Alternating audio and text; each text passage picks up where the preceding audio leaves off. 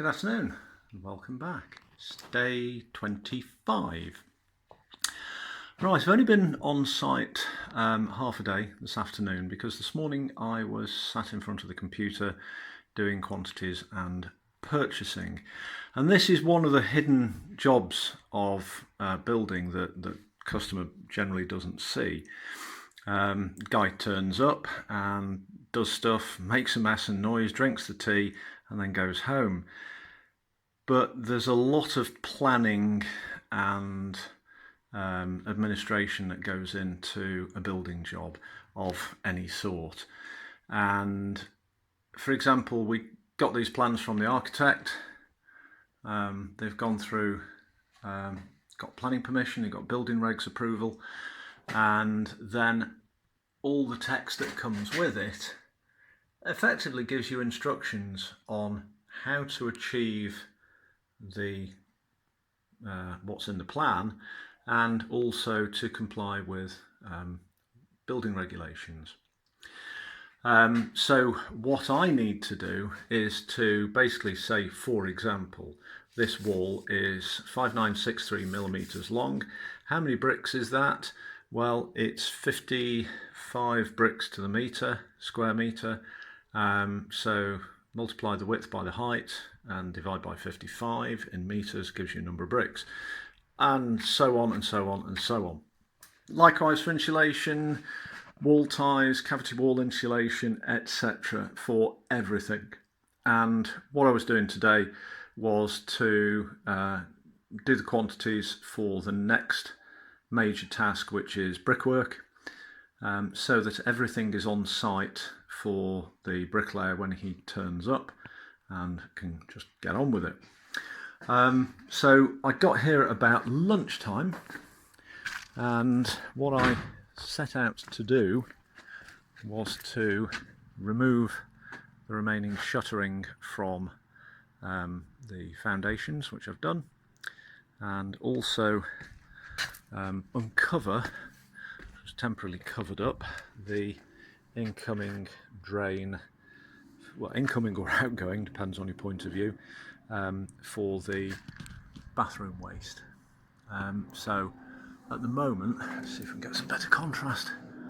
At the moment it goes around to the front of the house, so I'm going to have it coming along here and down and turning a corner and going off that way. The toilet waste for the shower room, we are undecided where that is going, or where the toilet is going, so it's probably going to sit on top of the foundations and go that way and down and out. So that's a decision yet to be taken. So that is ready to do that bit of plumbing, do that tomorrow. This is ready to be concreted, just organising labour for this, because 24 barrel loads per cubic metre, we need 3, 4, possibly 5 people with wheelbarrows tipping it in and one person raking and levelling. The next job after that is moving the kitchen into the dining room, because that corner is coming out completely. So the first thing to do is A, move the dog's toy, but also take that radiator out so that I can put things along that wall. And what that means is temporarily, nice vodka, by the way, I can recommend that. Sorry, temporarily moving the kitchen from where it is. And this, back in the 1930s, the concept of housing didn't really include cooking or bathing. So if you find a 1930s house, the likelihood is, if the layout is as built, the kitchen is tiny and the bathroom is tiny. So for a modern family, this really just doesn't work. And I brought the washing machine in from the outhouse as one of the first, well, it's a facilitation job so that I could demolish the outhouse. And it's dreadful. It's a dreadful small kitchen.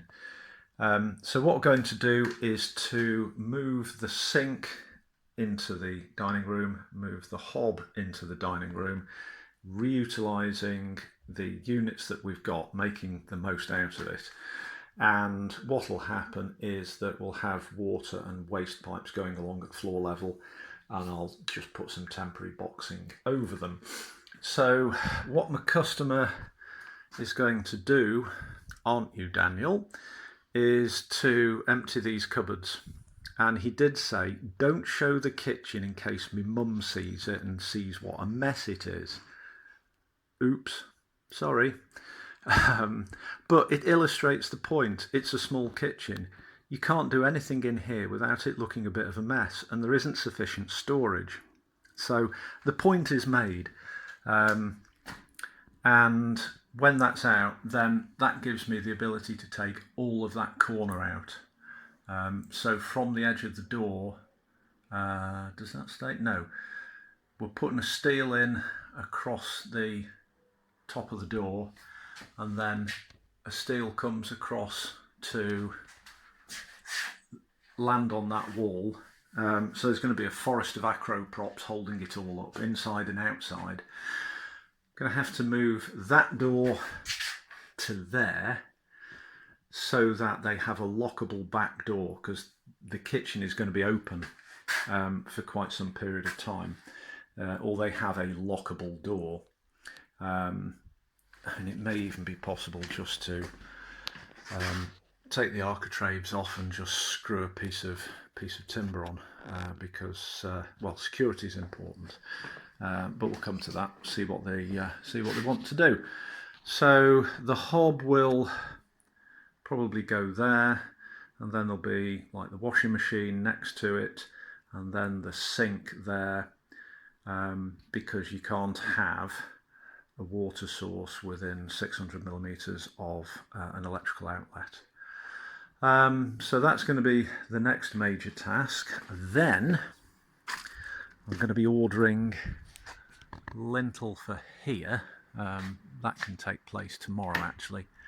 And I'll get that ordered for delivery. Now, who remembers, this is really applicable to a UK audience, who remembers the comedy series Dad's Army? Okay, going back a bit. The butcher, Corporal Jones, they don't like it up, and Captain Mannering had a van, and they modified his van to have gun ports on the side, so little flaps that you could move to allow you to poke your gun out. So I've got one here, just so that I can put the extension through there, so that the door doesn't have to be open if it's raining or whatever. So put a gun port, so if we get any invaders we can deal with them. Oh, and there's the shadow of where I sprayed it. So skip coming tomorrow, try and load that out, rob out that lead pipe. I'm not going to get all of this done.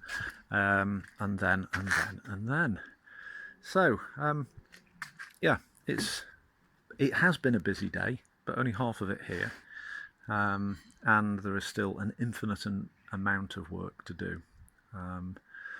But we're definitely going in the right direction. So as soon as we can get these damn foundations done and get ourselves out of a hole, then we can start going up properly. Yeah.